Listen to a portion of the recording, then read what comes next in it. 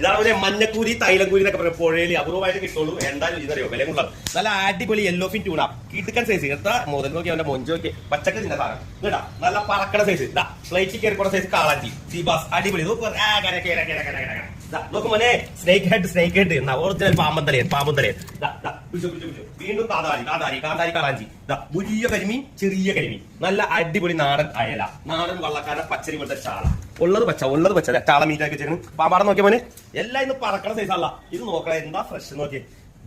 നല്ല അടിപൊളി നാരഞ്ച് മീൻ നന്നാക്കാത്ത നോക്കി. നല്ല പുഴ നാരൻ ഇടുത്ത പോകത്ത്. നല്ല അടിപൊളി സൂചിക്കൊഴുവ ഐസ് തൊടാത്തത്. വേളൂരി കക്കയിറച്ചി. നല്ല കക്കയിറച്ചി.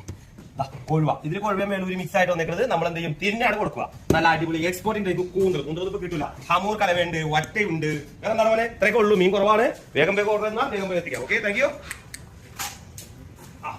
ഉണക്ക മീനൊക്കെ